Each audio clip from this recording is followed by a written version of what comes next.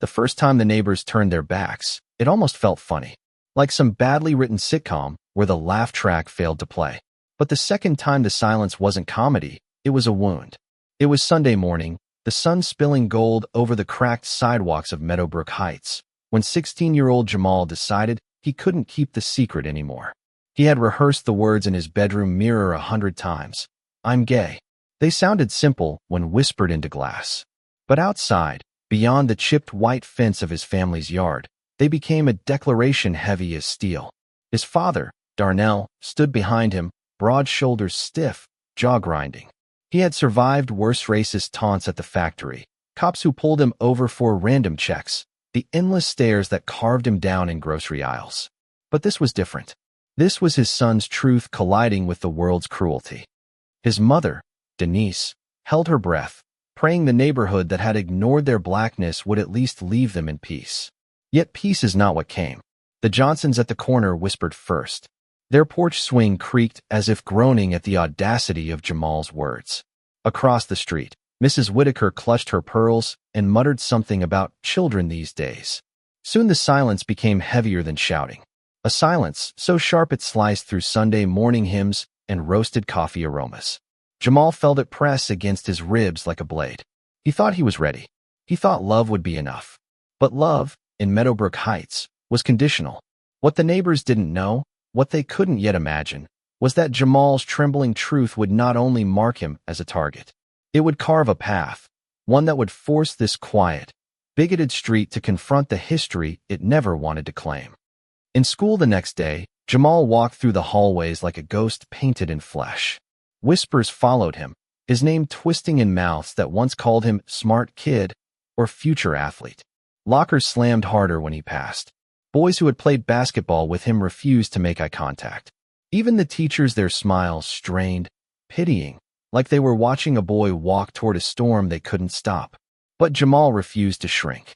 He told himself that courage was not loud, not yet. Courage, at first, was simply not breaking.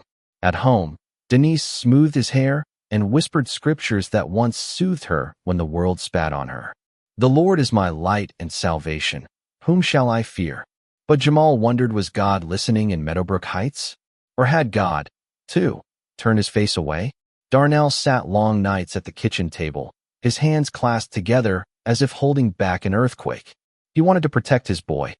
He wanted to march outside, knock on every polished door, and shout, "My son's truth does not make him less." But his own history whispered back, protect quietly, survive silently. Anger got black men killed. And yet, when he looked at Jamal, fragile but blazing, he wondered if silence was already killing them. The neighbor's judgment thickened like smog. The family's mailbox was smashed one morning, red flag bent and twisted like a broken limb. A crude word, FG, was sprayed across the fence. Denise scrubbed until her hands blistered, tears mixing with soap and water. Jamal watched from the window, his stomach curling. He wanted to run out, to help her erase the hate. But something in her shoulders told him this was her fight to a mother's desperate act to shield her child from the venom of the world. At church, things fractured further. Reverend Collins, who once shook Darnell's hand firmly, now only nodded stiffly. The sermon shifted subtly, verses about sin, unnatural desires, cloaked daggers dressed in scripture. Denise tried to hold her son's hand in the pew, but Jamal pulled away. He didn't want her to feel the shaking. Maybe we should stop going, Jamal whispered later.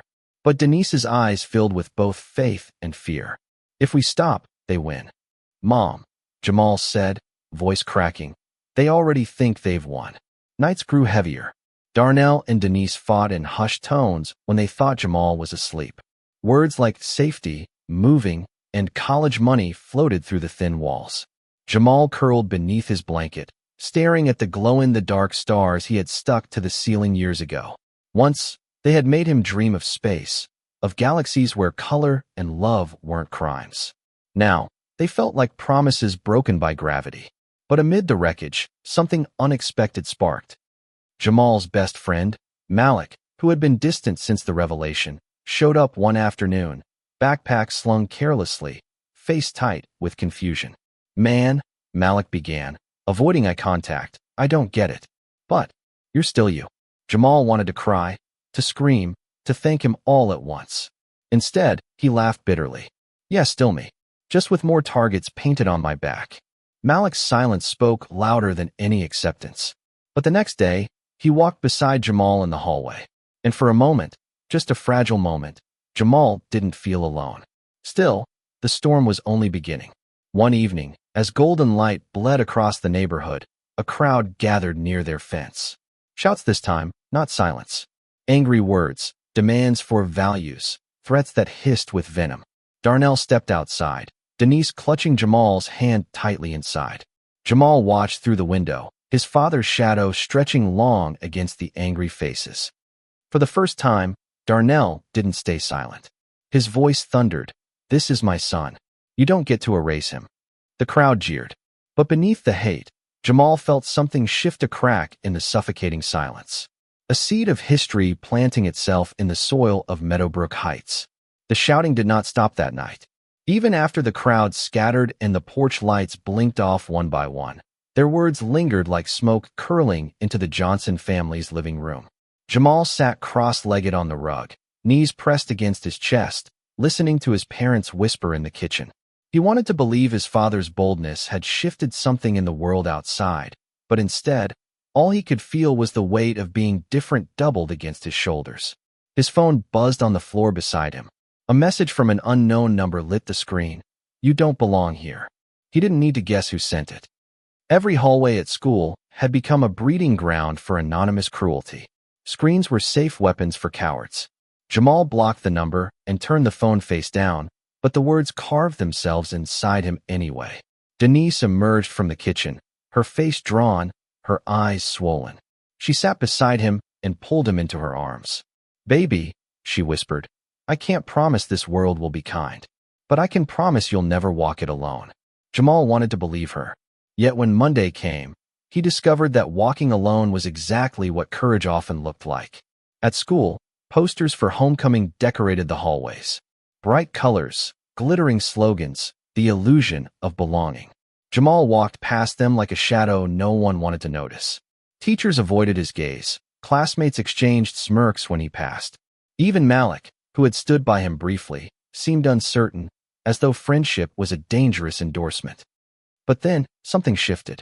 During history class, Ms. Rivera, a teacher who had always taught with fire in her eyes, paused mid-lecture. Her gaze landed on Jamal. "History," she said slowly, her voice echoing against the silent classroom, "is not made by those who keep quiet to survive. It is made by those who dare to be seen, even when the world tells them not to." Her words hung heavy, daring anyone to argue. Jamal felt heat flood his chest. For the first time since his confession, he saw a glimmer of possibility like the faint glow of stars returning after a storm. But possibility did not erase danger. That afternoon, as Jamal left school, a group of boys followed him. They trailed close, their laughter sharp, their footsteps a rhythm of menace. He tried to quicken his pace, but the world narrowed until their voices caged him in. "Hey, FG," one of them spat. "Think you're special now?" Jamal froze. His hands trembled. He wanted to scream, to fight back, but his body betrayed him. Just then, Malik appeared, shoving himself between Jamal and the boys. "Back off," Malik snapped.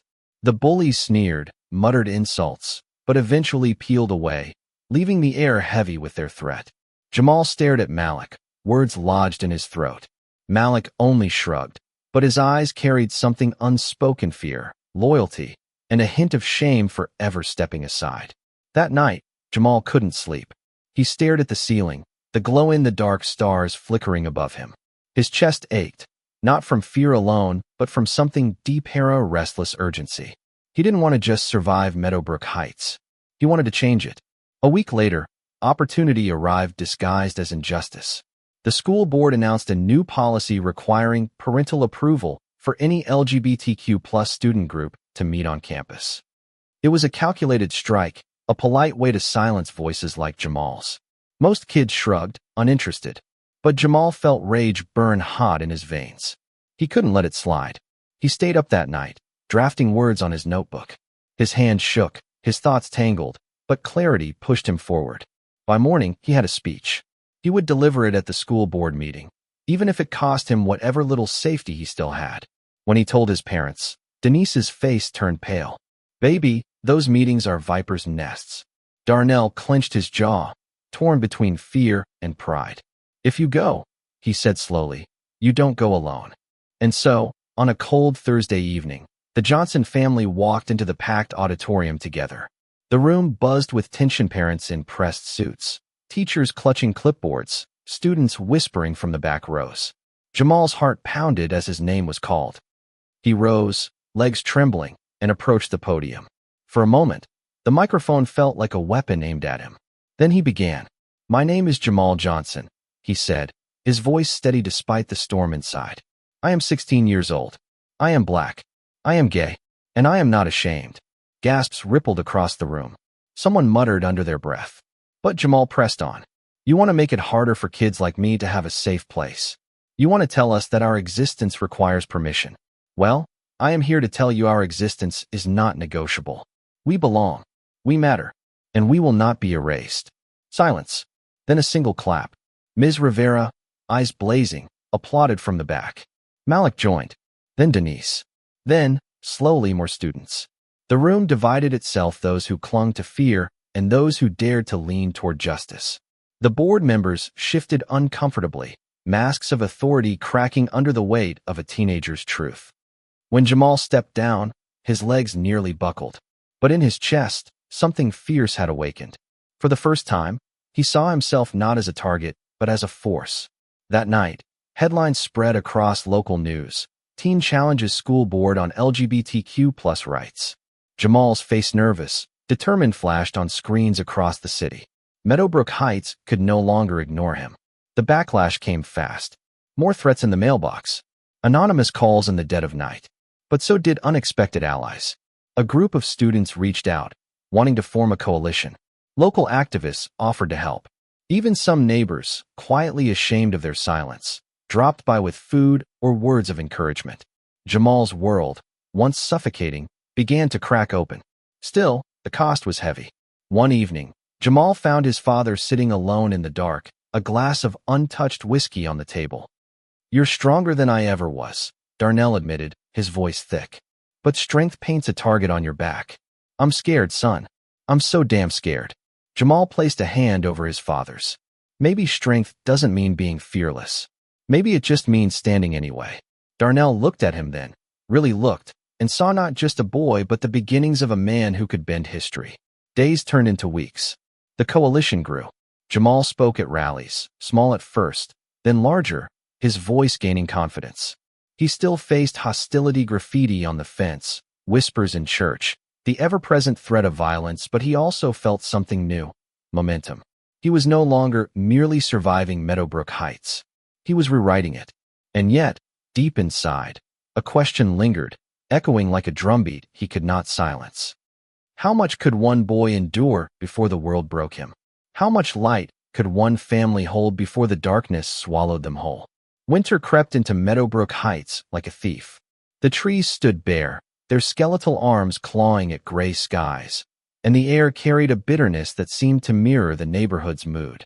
For Jamal, the cold was less about weather and more about the chill of stares, the sharp edges of whispered words slicing at him each time he walked outside. Yet amid that frost, his voice grew stronger. The coalition he had helped spark now met every week at the public library. Students of all colors, backgrounds, and identities sat together around scratched wooden tables, trading stories of pain and hope. Jamal often listened more than he spoke, but when he did speak, the room hushed.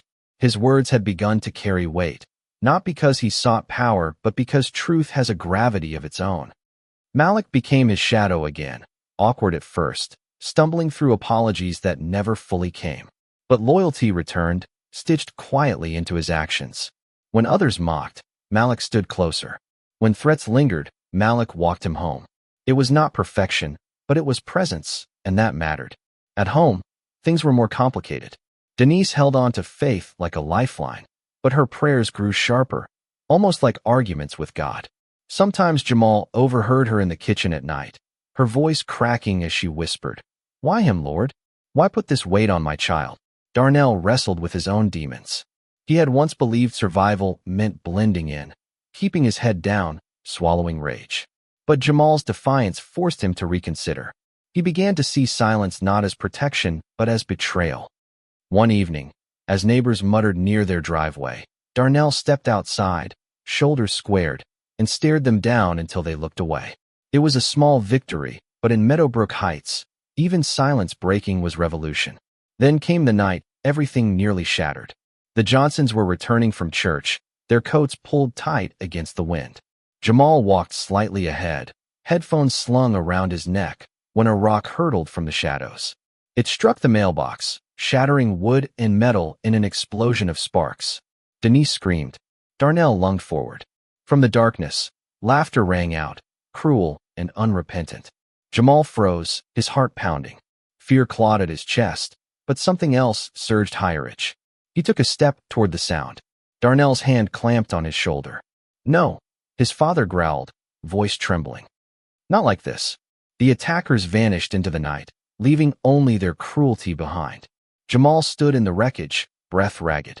For the first time, he wondered if Meadowbrook Heights would ever change or if it would swallow him whole. But the very next day, something remarkable happened. News of the attack spread. Instead of silence, this time people spoke. Ms. Rivera organized a community forum at the library, urging parents, students, and neighbors to attend. Flyers appeared on doors, and for once, not everyone tore them down. Jamal didn't want to go. He was tired of being the center of battles he hadn't asked for. But Denise insisted, her eyes fierce. Baby, your voice is the weapon they fear the most. You can't put it down now. The library was packed that night. Rows of folding chairs filled every corner, the air thick with tension. Jamal sat in the front row, Malik beside him, his parents at his back. When Ms. Rivera introduced him as the evening's speaker, murmurs rippled through the crowd. Jamal rose slowly, his palms sweating. He scanned the room, faces both hostile and curious, some weary, some hopeful. His voice trembled at first, but then steadied. Last night, someone threw a rock at my family's home. They wanted to scare us into silence. But here I am. He paused, letting the words sink in. I am not here to fight my neighbors. I am here to remind you that I am one of you. I was born here. I walk these streets. I go to your schools. I love this community, even when it does not love me back. And I believe it can be better. A hush fell. In the back, Mrs. Whitaker, the same woman who once clutched her pearls, looked down at her hands, her face softening. A young Latina girl wiped her eyes. Even a few of the boys who had taunted him at school shifted uncomfortably, as though the weight of their cruelty suddenly pressed too heavy. When Jamal finished, applause broke out, not unanimous, but real. For the first time, his words had not just defended him. They had cracked something open in the community. After the forum, strangers approached him. Some thanked him. Others apologized. A white father admitted he had never understood until his own daughter whispered her truth. Jamal listened, exhausted but hopeful. Change, he realized, was not lightning. It was water carving stone, slow and relentless. In the weeks that followed, the coalition gained momentum. Articles appeared in city newspapers. Reporters called Jamal the voice of Meadowbrook Heights. He hated the spotlight, but he also recognized its power. He began to dream bigger, not just of surviving Suburbia, but of reshaping it. Still, the backlash never fully faded. Anonymous threats continued. The church grew colder. And within Jamal himself, the pressure mounted. One night, unable to sleep, he slipped out onto the porch. The sky stretched wide above him, scattered with stars. For a long time, he just breathed, listening to the quiet. Then, softly, a voice joined him. It was Darnell, settling into the chair beside him. You remind me of your grandfather, he said after a long silence. He marched in the 60s. Got locked up more than once. Said freedom was worth the bruises. Jamal turned, surprised. His father rarely spoke of family history. Darnell's eyes shone with something like pride. I didn't think I had it in me. But maybe you do. Maybe it skipped me and landed in you. Jamal swallowed hard. For the first time, he understood that his battle wasn't just his own. It was part of something larger, stretching back through generations. He was carrying a torch lit long before him. And maybe, just maybe, he would pass it on brighter. Spring arrived with hesitant warmth, as though even the seasons were unsure if Meadowbrook Heights deserved renewal. Blossoms edged the trees, timid at first, then bold, their colors splashing across the gray streets that had carried so much bitterness. For Jamal, the change of season felt like a promise he couldn't quite trust. He had become a name people whispered about, sometimes with admiration, sometimes with venom. The coalition had grown into something real. Students from across the city joined. Teachers quietly offered resources, and even a few local churches extended cautious hands of support. Yet Jamal felt the cracks beneath his feet widening. The more visible he became, the more dangerous it felt. One afternoon, flyers appeared across the neighborhood. "Protect our families," stopped the agenda. They carried his face, crudely printed, his name in bold as though he were a criminal. Denise tore one from a lamppost, her hands shaking. "They're targeting a child," she muttered, her voice low with fury. Darnell took the paper, stared at it, then crumpled it slowly. "No," he said. "They're targeting history. They just don't know it yet." That week, the coalition planned a march through the heart of Meadowbrook Heights. Not a protest, Jamal insisted, but a celebration of love, of community, of the right to exist. Fear gnawed at him, but he knew this was the step they needed. The night before the march, the Johnsons sat together in the living room. Denise lit candles, filling the room with soft golden light. "I need us to pray," she said, voice trembling. They held hands, the three of them forming a circle bound by blood and faith. Darnell, who rarely prayed aloud, finally spoke. "Lord, protect my boy. Protect his light. And if he must walk through fire, let us walk with him." Jamal squeezed his father's hand, tears pricking his eyes. For the first time, he felt not just tolerated but truly seen by his family. The next day, golden sunlight spilled across the streets. People gathered, students with handmade signs, teachers, activists, neighbors who had once stayed silent. The crowd was larger than Jamal expected. He stood at the front, Malik by his side, his parents behind him. Fear clawed at his stomach, but when he looked around, he saw more love than hate. He took a deep breath. "This is our home," he called out, his voice ringing clear. "And today, we walk not in shame, but in pride. We walk for every kid told to be silent.